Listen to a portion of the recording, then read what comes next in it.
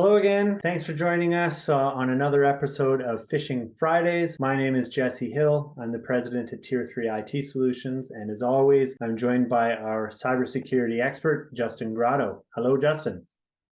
Hi, everybody. Great to see you again. Today, we are talking about the importance of awareness.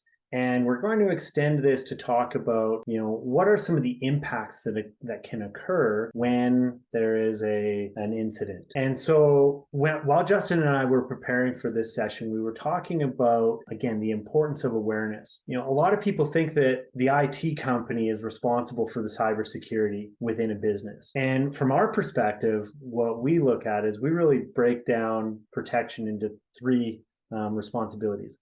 There are the technical responsibilities, which the IT company is doing. We're clicking settings and making configurations and trying to do all we can to filter malicious things before they get into the network. The business ownership and management is taking care of what we would call administrative controls. So policies and procedures and handbooks and assigning training and those types of things. And then there's the operational, implementation. And the example that I give to tie all these three together is it's kind of like buying a truck. Yes, Ford makes a truck, and the truck is designed to work a certain way. And then it comes, the business ownership buys it, and they have a policy manual that says, what is acceptable use of this truck?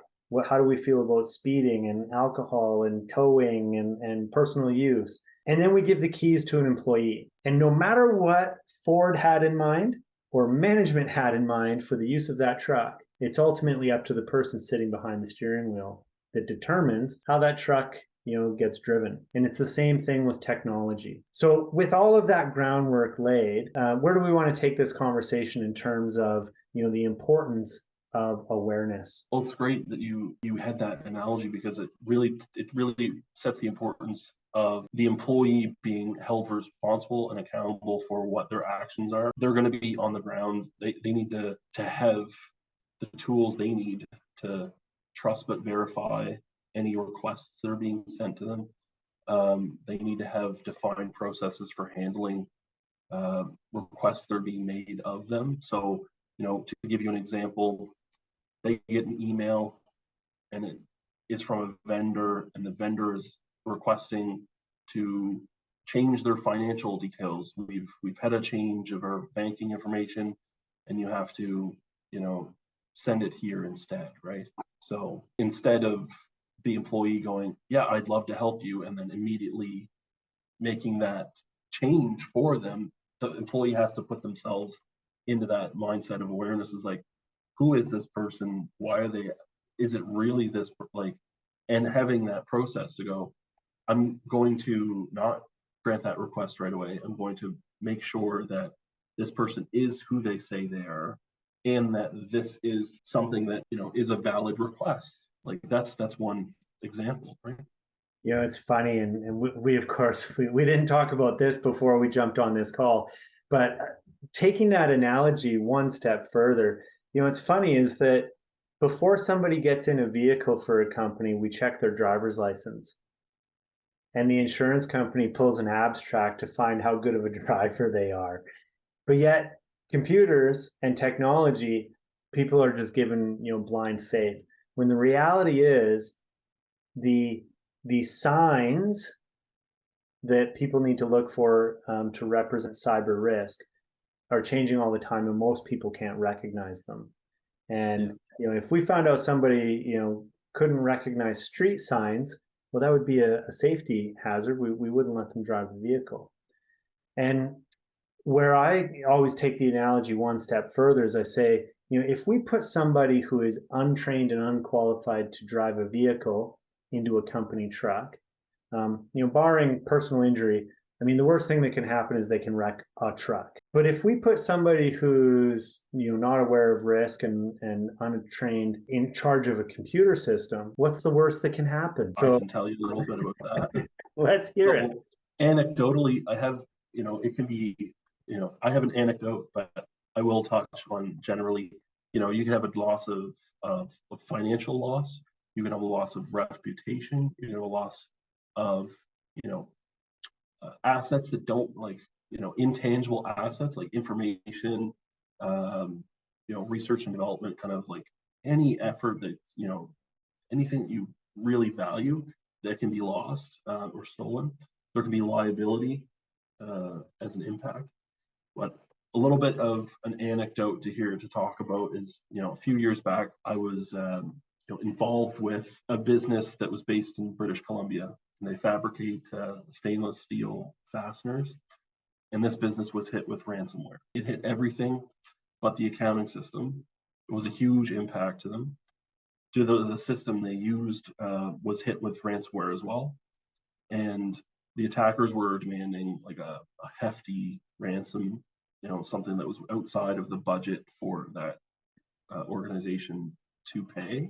And of course, they were uninsured. What are they looking at? They're looking at nearly shutting down the doors to the business. Like there was conversations about liquidation that were on the table, and like ultimately, luckily, the IT team was able to recover an offsite backup. So they were able to recover that financial, not fully, but enough to save the business, right? And the impact was not minimal, but ultimately they survived.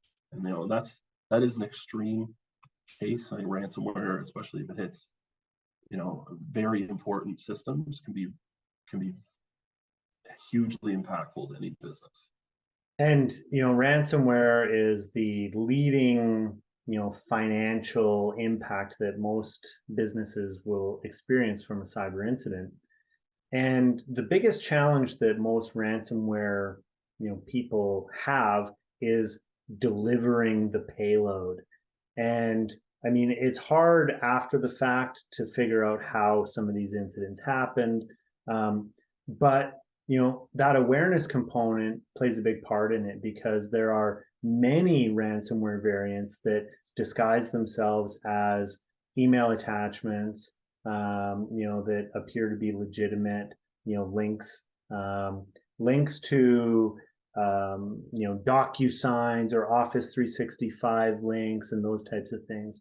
And so, as a user, they need to know, again, kind of going back to that vehicle analogy, they need to know, like, what are the road signs? What does it look like when a train is crossing and I'm not going to go across it?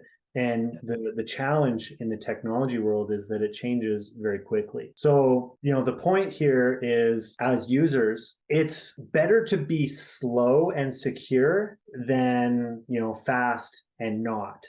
So Justin gave an example of, if a client or a vendor sends an email asking to update banking information, well, we want to verify that. We want to check it through alternate communication channels. And so slow down a little bit. The world around us moves so fast. Take a step back, really think about that. Get a second opinion, trust but verify, through secondary means. Because unfortunately, there are real life impacts from falling victim to a cyber attack. And I think that about wraps the first segment that we have on our Phishing Fridays, which is just about the importance of awareness. In our next series, we're going to start talking a little bit more about how to dissect a phishing attack, what to look for, how to recognize those, and what to do when you find yourself faced with a questionable email. So as always, thank you, Justin. Great to see you on another Phishing Friday. And for everybody who watched, thank you. We'll see you again soon.